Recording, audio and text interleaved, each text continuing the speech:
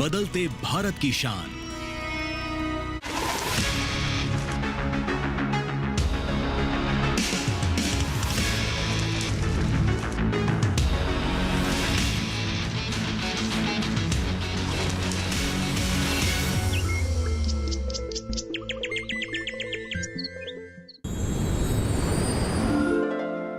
कृषिर्धन्या कृषिर्मेध्या जंतुनाम जीवनम कृषि, अर्थात कृषि संपत्ति और मेधा प्रदान करती है और कृषि ही मानव जीवन का आधार है। नमस्कार दोस्तों, मैं हूं मनीष और आप सबका स्वागत है एक बार फिर से हमारे शो एग्री की उड़ान में। दोस्तों, जैसा कि आप जानते हैं कि इस समय हम हैं चंद्रशेखर आजाद कृषि एवं प्रौद्योगिकी विश्वविद्यालय कानपुर में।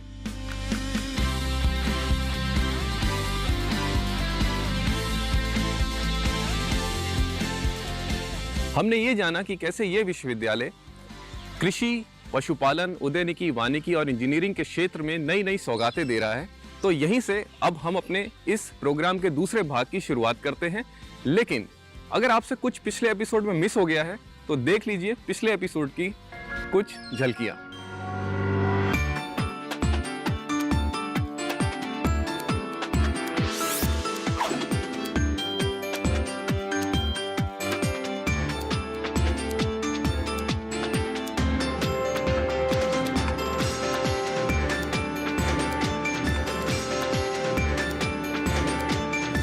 तो ये तो थी झलकियां। तो अब सफर शुरू करते हैं चंद्रशेखर आजाद कृषि एवं प्रौद्योगिकी विश्वविद्यालय का। आइए हमारे साथ।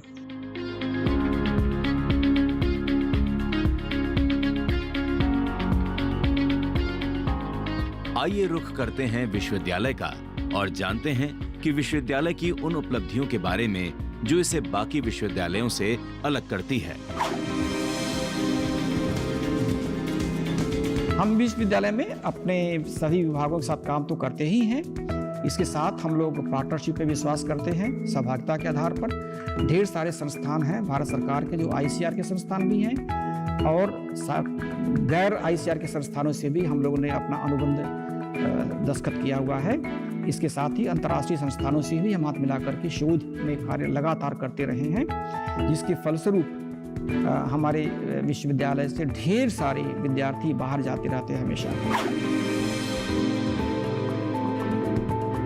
ये विश्वविद्यालय पुराना है, करीब 100 साल से ज़्यादा पुराना हो गया है। तो हमारे ढेर सारे एलुमनाई हैं जो कि विश्व स्तर के रहे हैं और हिंदुस्तान के, उत्तर प्रदेश शासन के ढेर सारे पदों पर पदासीन हैं और अपना योगदान कृषि के बढ़ावे में दे रहे हैं।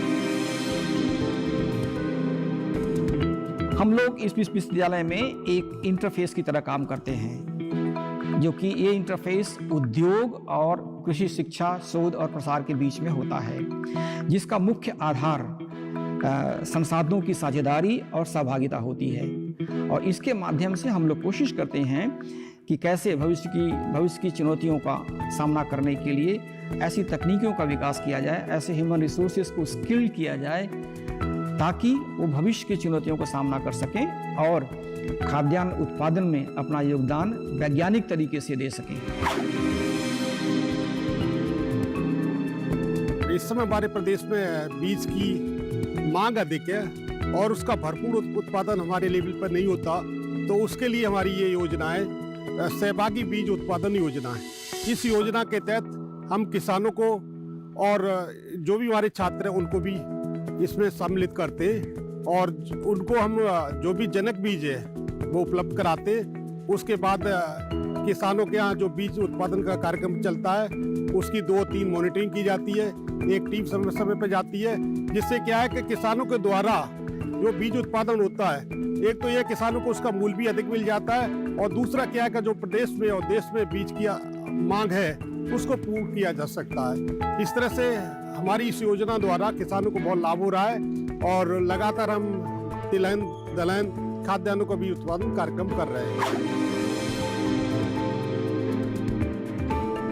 इस प्रदेश की 2 जलवायु अनुकूल परिस्थितियों के लिए और जो कि 22 जनपदों में फैला हुआ है, उसके लिए शोध का कार्य कर रहा है। जैसा कि हम सभी जानते हैं कि प्रदेश का प्राचीनतम विश्वविद्यालय है अब जहाँ तक हमारी उपलब्धियों का, शोध उपलब्धियों का सवाल है, अभी तक हम लोगों ने 305 उन्नतिशील प्रजातियों का विकास किया है, जिसकी वजह से हमारे विश्वविद्यालय का हरित क्रांति में बहुत महत्वपूर्ण योगदान है। इसके साथ ही साथ विश्वविद्यालय ने रेवाइंस में सुधार के लिए बहुत बड़ा काम किया, जिसे हमारे विश्वविद्यालय को नेशनल प्रोडक्टिविटी अवार्ड से नवाजा गया।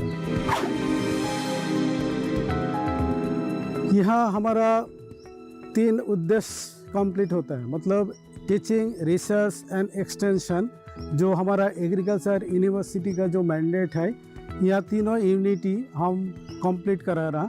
इसमें टीचिंग के लिए जैसे है हमारा यूजी प्रोग्राम में हमारा स्टूडेंट का एक कोर्स है रावे प्रोग्राम। रावे प्रोग्राम में एक मशरूम कल्टीवेशन टेक्निक है।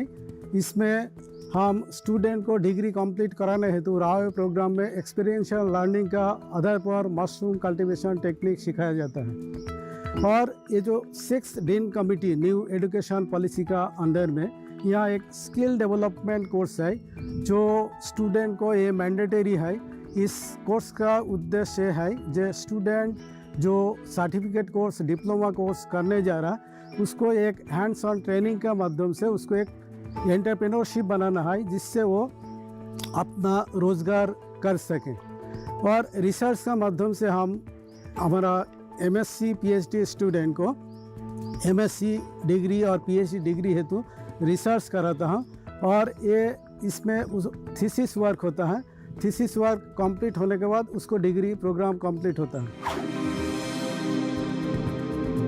यहाँ पर UG, PG, PhD students deal होते हैं। इस वक्त पीजी में 21 स्टूडेंट्स फर्स्ट ईयर में और 18 स्टूडेंट सेकेंड ईयर में, और पीएचडी में 11 student first year, third year, second year.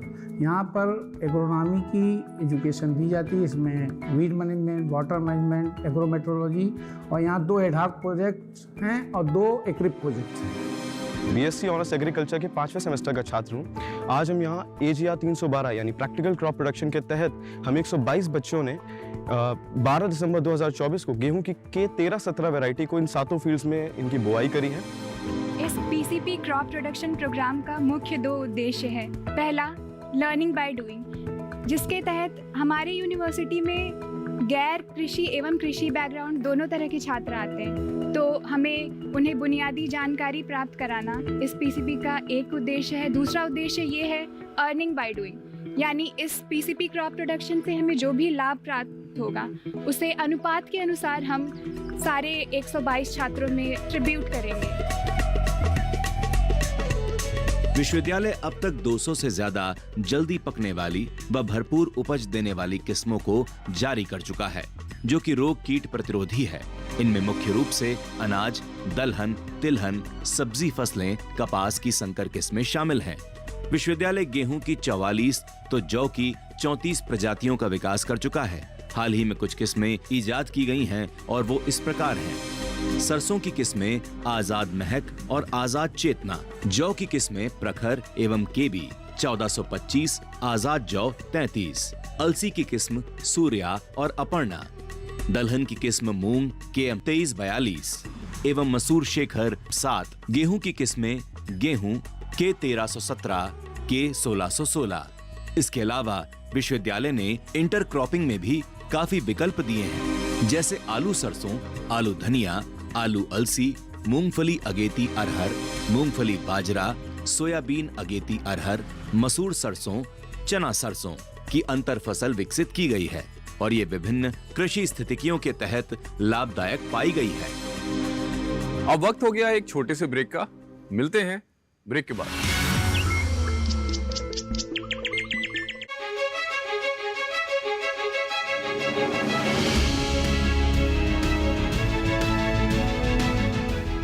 कृषि विविधताओं को बढ़ावा देने के लिए सरकार के क्या नए कदम हैं? तो इस सरकार ने ये इंटर स्टेट जो अंडरस्टैंडिंग्स है वाटर डिस्प्यूट पे, उसे कराने में बहुत पॉजिटिव स्टेप्स लिए हैं। रमेश चंद जी, अगर हम सिर्फ प्रोडक्शन बढ़ाने की बात कर रहे हैं हम कंप्लीट करने की बात कर रहे हैं, लेकिन क्या हम क्वालिटी पर बात कर सकते हैं?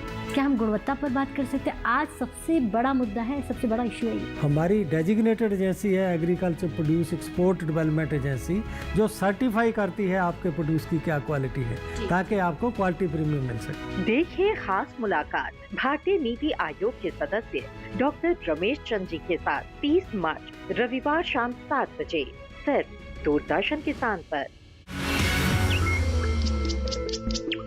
ब्रेक के बाद आप सबका स्वागत है चंद्रशेखर आजाद कृषि एवं प्रौद्योगिक विश्वविद्यालय कानपुर के अपनी सफर को जारी रखते हैं। आइए अब जानते हैं कमल के फाइबर से बनाए हुए कपड़ों को। यकीन नहीं हो रहा ना, तो चलिए बताते हैं। ये जो कपड़े आप देख रहे हैं, ये ना तो पॉलिस्टर से बनाए हुए हैं और ना ही कपास से, बल्कि ये तैयार किए गए हैं कमल के फाइबर से, जो मिलता है इसके डंठल से। लोटस फाइबर की जो है, इसके संपूर्ण पौधे की बहुत उपयोगिता है। फूलों को भी सेल किया जाता है, देन इसके केसर, बीज, राइजोम सब कुछ एडिबल है। और इसके जो पत्ते होते हैं उससे हम इको फ्रेंडली प्लेट्स बना सकते हैं और इनके मेडिसिनल और कॉस्मेटिक के यूज़ भी हैं। बट इसके डंठल को बहुत ही अनुपयोगी माना जाता है और तालाब की सफाई के समय फेंक दिया जाता है। इवन फूल को भी तोड़ने के बाद डंठल को डिस्कार्ड कर दिया जाता है। पर इसके डंठल से एक बहुत ही फाइन और लॉन्ग क्लीन फाइबर, जो कि ऑफ वाइट इन कलर है, वो मिलता है हमें। और इसकी यूरोपियन मार्केट में बहुत ज़्यादा डिमांड है। हमने ये फाइबर इस तरीके से निकाला है और फाइबर निकालने के बाद ट्विस्ट करके इससे धागा बनाया जा सकता है। और इस धागे से बनाए हुए कपड़ों की विशेषता ये है कि इनमें सिकुड़न नहीं पड़ती है और ये एंटी माइक्रोबियल प्रॉपर्टीज़ भी इनमें होती है। इसके बाद जो है, इसके जो लोटस फाइबर निकालने की प्रक्रिया जो है पूरे वर्ल्ड में वो हाथों द्वारा ही है। पर इसके लिए हमारी यूनिवर्सिटी ने एक यंत्र विकसित किया है जिसका ये पेटेंट भी मिला हुआ है। और इस यंत्र के द्वारा जो है एक बार में 1 दर्जन से अधिक डंठलों को एक साथ फिक्स करके और उनसे रेशा निकाला जा सकता है। इन रेशों को ट्विस्ट करके उनसे धागा बनाया जाता है और धागे से हम जो है कपड़ा जो बनाते हैं, जिनकी यूरोपियन मार्केट में बहुत डिमांड है और इनमें सिकुड़न नहीं पड़ती है और एंटी माइक्रोबियल प्रॉपर्टीज़ भी होती है। इसी तरीके से ये फ्लैक्स जो है, जो हमारे किसान बुंदेलखंड के इसको बोते हैं अलसी को, इस अलसी से के डंठल में भी, जिसको डिस्कार्ड कर दिया जाता है, एक बहुत ही वैल्यूबल फाइबर होता है। इस फाइबर को हमने अलसी के तने से ही निकाला है और हमने इसको बहुत फाइन भी बना दिया है। और हमारी आगे इसमें ये योजना है कि हम इसको इंडस्ट्री भेजेंगे, जिससे कि वो हमारे विश्वविद्यालय के फाइबर को यूज़ करके और फाइन यार्न बनाएं, जिससे कि हम जो बहुत ज़्यादा इंपोर्ट करते हैं लिनन, उसमें थोड़ी सी कमी हो। और इसमें जो है, इसकी जो रेटिंग में जो है बहुत मतलब 7 से 8 दिन लगते हैं। तो इसको हमने जेल रेटिंग विधि द्वारा पेटेंट इसका मिला है हमें, जिससे कि इस विधि को, इससे हम 4 घंटे में ही रेटिंग कर लेते हैं। और इसका जो पानी निकलता है उसको हम खेतों में मतलब जहाँ हमने पौधे बोए हैं वहाँ पे हम डिस्कार्ड कर सकते हैं। यही नहीं, दूसरी तरफ कम्युनिटी महाविद्यालय में कठपुतली कला का मंचन काफी रोमांच भरा था, जो आज की पीढ़ी को समाज से जोड़ने का काम करती है। ये एक्टिविटी के द्वारा बच्चों के शारीरिक, मानसिक और लैंग्वेज डेवलपमेंट, सारे डेवलपमेंट के रूप में ये एक्टिविटी उनके लिए करी गई है, ताकि ओवरऑल डेवलपमेंट उनका विकास हो सके और मानसिक सशक्तिकरण हो सके। फसलों को प्राकृतिक नुकसान से बचाने के लिए और मौसम से संबंधित जानकारी देने के लिए यहाँ पर मौसम वेधशाला भी है, जिसकी स्थापना साल 1969 में हुई थी। इस वेधशाला में तापमान, बारिश, आर्द्रता, वायु दिशा, वायु गति, धूप के आंकड़ों को लिया जाता है। आप इस समय विश्वविद्यालय की मौसम वेधशाला के पास खड़े हुए हैं। इस वेधशाला से लिए जाने वाले मौसम आंकड़ों का प्रयोग एमएससी, पीएचडी के छात्रों के परीक्षणों से लिए जाने वाले आंकड़ों के साथ किया जाता है। साथ ही साथ प्रक्षेत्र पर उत्पादित की जाने वाली अन्य फसलों में भी इन आंकड़ों के सहयोग से विभिन्न प्रकार की कृषि क्रियाएं संपन्न की जाती हैं। ये है जैव नियंत्रण प्रयोगशाला, जहां फसलों में होने वाले रोगों और कीटों की रोकथाम के साथ साथ पौधों की वृद्धि में सहायक सूक्ष्म जीवों पर अनुसंधान किए जाते हैं। इस लैब में ट्राइकोडर्मा हार्जियानम और ट्राइकोडर्मा एस्पेरम 2 स्पीशीज का प्रोडक्शन होता है, जिसका मुख्य रूप से किसानों के लिए उपयोगकारी है। विभिन्न प्रकार के रोग जितने भी होते हैं उनका उपचार के लिए ये एक काम में लिया जाता है। स्पेसिफिकली ये ऑर्गेनिक फार्मिंग खेती के लिए बहुत महत्वपूर्ण माना गया है और विश्वविद्यालय स्तर पर हर वर्ष भर में 30 क्विंटल ट्राइकोडर्मा का उत्पादन किया जाता है, जिससे 4 लाख की आय प्राप्त होती है। इसमें कोई दो राय नहीं कि आज किसान कम भूमि और कम संसाधन में बढ़िया उत्पादन ले पा रहा है, और हो भी क्यों ना, इसके पीछे उन्नत किस्मों और बीजों की अहम भूमिका है। ये मेरी छात्रा विजेता सिंह है जो जौ पे अनुसंधान का कार्य कर रही है। और जौ में आप ये देख रहे हैं विभिन्न तरह का जीन द्रव्य है, जिसे जीनोटाइप्स कहते हैं। इसमें देख रहे हैं किसी की अधिक लंबाई है, किसी कम है, किसी की बाली बड़ी है, किसी की छोटी है। मतलब इसमें जैव विविधता बहुत सारी है। और आप देख रहे हैं हमारे पास 500 से ऊपर अधिक जैव विविधता के वाले जीनोटाइप लगे हुए। अब हम करते क्या है कि जो वांछित प्रजाति विकास करना होता है, इस तरह की बाली तैयार कर दी जाती है। अब इसमें क्या करेगी बच्ची कि दूसरे पौधे से परागकण को लेके आएगी। इसमें परागकण सुबह इंसर्ट कर दिए जाएंगे और इंसर्ट करने के बाद इस पर कैपिंग कर दी जाएगी। जिस तरह से देख रहे हैं बहुत सारे क्रॉस प्रोग्राम बने हुए, अटेम्प्ट किसने किए, उधर क्रॉस प्रोग्राम किए। तो जहाँ जिस तरह की जो प्रजाति होगी उस प्रजातियों के परागकण जो भी इमेस्कुलेट की गई है प्रजाति उसमें डाल दिए जाएंगे। इस तरह से हमारा ये लगातार प्रयास चलता रहता है, चाहे गेहूँ हो चाहे आपका जौ हो, इसी तरह से प्रजाति विकसित होती है। विश्वविद्यालय स्थानीय विशिष्ट परिस्थितियों के अनुकूल उन्नत किस्मों के बीज, संकरों के गुणवत्तापूर्ण बीजों का उत्पादन, क्षेत्रीय फसलों को बढ़ावा, सब्जी फसलों के बीजों व पौधे, चारा फसलों के बीज व पौधे, फूलों व फलों के पौधे, मशरूम एवं फिंगरलिंग उत्पादन के क्षेत्र में मददगार साबित हो रहा है, जो मांग आपूर्ति में अच्छा खासा योगदान करते हुए प्रमाणित बीज तैयार कर रहा है। इस समय हम 62 प्रजातियों का बीज उत्पादन कर रहे हैं, जिसमें 20 प्रजाति हमारी गेहूँ, जौ, धान की है और 20 प्रजाति हमारी दलहन की है और करीब 20-21 प्रजाति हमारी जो है वो तिलहनी फसलों की है। इस विश्वविद्यालय ने लगभग 62 प्रजातियां जो इस समय सीड चयन में है, जिनका हम गुणवत्ता युक्त बीज उत्पादन कार्यक्रम कर रहे हैं, जिसमें जनक बीज, आधारी बीज एवं प्रमाणित बीजों का उत्पादन किया जा रहा है। अब वक्त हो गया एक छोटे से ब्रेक का। मिलते हैं उस पार एक छोटे से ब्रेक के बाद।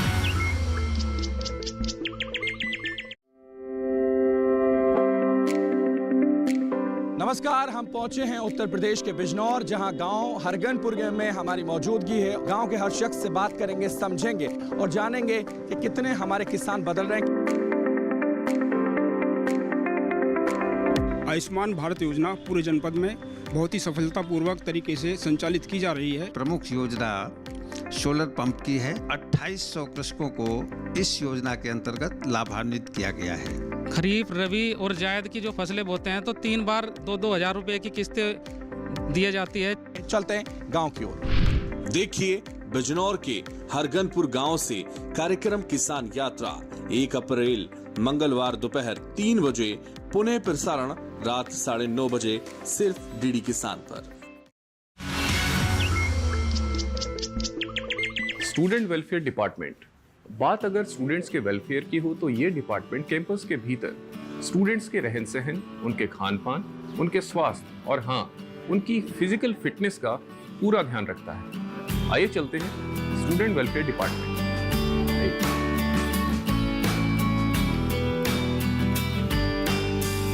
विश्वविद्यालय में छात्रों के लिए छात्र कल्याण विभाग यानी स्टूडेंट वेलफेयर डिपार्टमेंट भी है, जो छात्रों के विकास के लिए समर्पित है। ये विभाग छात्रवृत्ति, आवासीय सुविधाएं, चिकित्सा सेवाएं, खेलकूद, सांस्कृतिक कार्यक्रमों, एनसीसी, एनएसएस जैसी कई तरह की गतिविधियों को संचालित करने का काम करता है। और जैसा आप जानते हैं हमारे यहाँ 8 कैंपस हैं और कानपुर कैंपस में हमारे 4 कॉलेज हैं, जिसमें 1700 स्टूडेंट हमारे 18 हॉस्टल्स में रहते हैं। 4 गर्ल्स हॉस्टल्स हैं और 12 हमारे वर्किंग में बॉयज़ हॉस्टल्स हैं।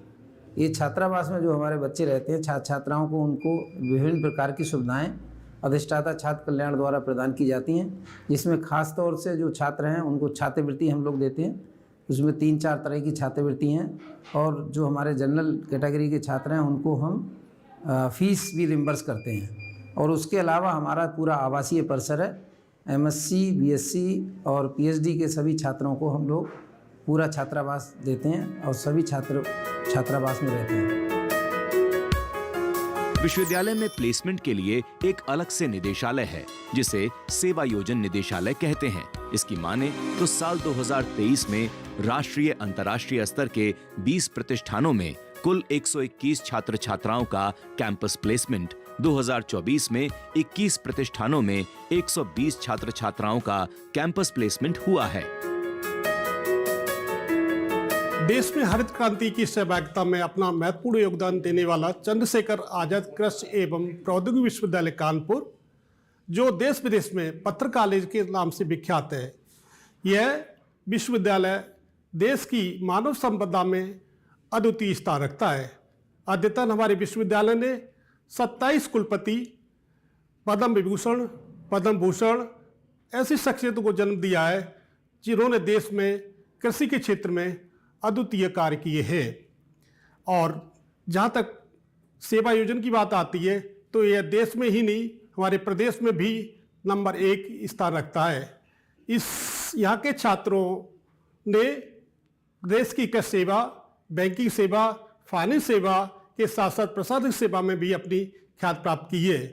साथ ही साथ अगर हम देखेंगे जो कैंपस प्लेसमेंट हमारे यहाँ होते, तो इसमें भी हमारा एक अग्रणी स्थान है।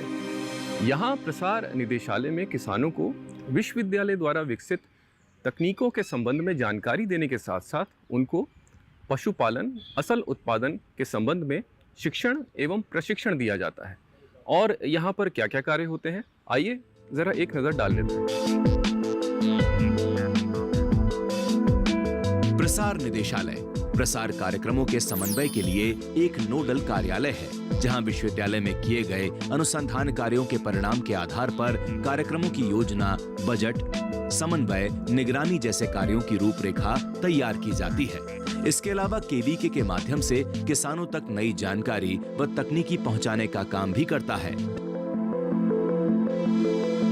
जो हमारे रिसर्च सेंटर पे जो रिसर्च डेवलप होती है, जो टेक्नोलॉजी डेवलप होती है, उनको हम scientific agriculture and allied technology के इंटरवेंशन को किसानों के फील्ड तक पहुंचाते हैं। और जो हमारी टेक्नोलॉजी है, उनका हमारा मेन है कि जो फार्मर्स की नेट सस्टेनेबल इनकम हो, उनको बढ़ाना। अल्टीमेटल गोल यही हमारे कृषि विज्ञान केंद्र और हमारे प्रदेश प्रसार निदेशालय का यही ऑब्जेक्ट है कि किसानों की आय को कैसे बढ़ाया जाए। और हमारे विभिन्न कृषि विज्ञान केंद्र इसमें अपनी बहुत ही महती भूमिका निभा रहे हैं। और जो भी किसानों की प्रॉब्लम होती है, हमारे केवीके द्वारा सॉल्व की जाती है। प्रसार निदेशालय कुछ और खास उद्देश्यों को लेकर आगे बढ़ रहा है, जैसे कृषि प्रौद्योगिकी अंतर को कम करना, ग्रामीण लोगों और प्रसार कार्यकर्ताओं को शिक्षित करना, स्वास्थ्य, स्वच्छता, पर्यावरण व जैव विविधता संरक्षण के लिए जागरूकता बढ़ाना, कृषि से संबंधित क्षेत्रों में रोजगार पैदा करना, कृषि के क्षेत्र में संचार तकनीकी को बढ़ाना।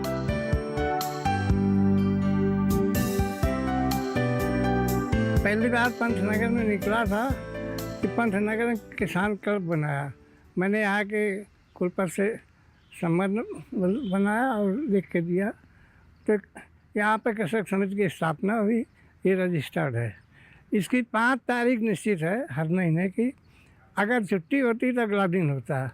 हर 5 को इसी प्रसार निदेशालय में किसान आते हैं और डायरेक्टर एक्सटेंशन सर्टिफिकेट जारी करते हैं और वैज्ञानिक आते हैं, ट्रेनिंग होती है। तकनीकी इस समय जो हमको मिल रही है, ब्रॉड स्तर पर जब हम तकनीकी लेने आते हैं तो हम CSA आ जाते हैं, लेकिन हमें जो छोटे स्तर पर जो हमें ट्रांसमिशन मिलता रहता है, सहयोग हमारे केवीके थरियाव का मिलता रहता है।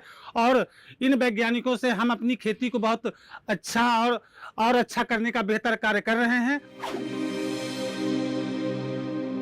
चंद्रशेखर आजाद कृषि विश्वविद्यालय के छात्रों, किसानों, यहाँ के शिक्षकों के लिए आधुनिक जो इंटरनेट सुविधाएं हैं, डिजिटल इंडिया का जो कॉन्सेप्ट है, उसके तहत हमारी विश्वविद्यालय की वेबसाइट csauk.ac.in के नाम से आप सर्च कर सकते हैं और हमारे आज की डेट में 30 लाख से अधिक यूजर्स हैं या कहना चाहिए व्यूअर्स हैं। इसमें छात्रों को, किसानों को और शिक्षकों को या कोई भी जो भी उपभोक्ता हैं उनको अच्छे से यहाँ होने वाली शोध की जानकारी मिल जाती है, जिससे वो उपयोग करके अपनी आमदनी में वृद्धि करते हैं और हमारे विश्वविद्यालय का जो उद्देश्य है वो समझ पाते हैं।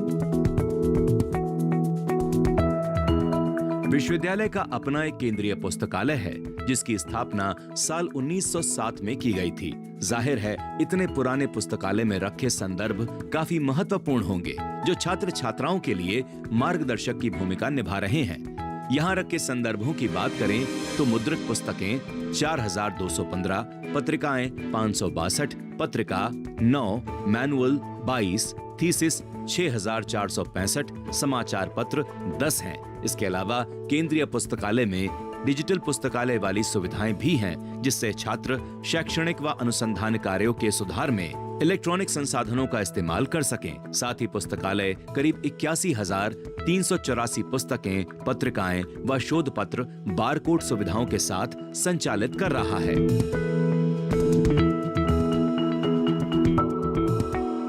अब तक हमने जाना कि कैसे ये विश्वविद्यालय कृषि के क्षेत्र में अपने शिक्षा और शोध कार्यों की वजह से दिन दूनी रात चौगुनी तरक्की करता जा रहा है। तो जो विद्यार्थी इस विश्वविद्यालय में एडमिशन लेना चाहते हैं, जान लेते हैं इस विश्वविद्यालय का पता।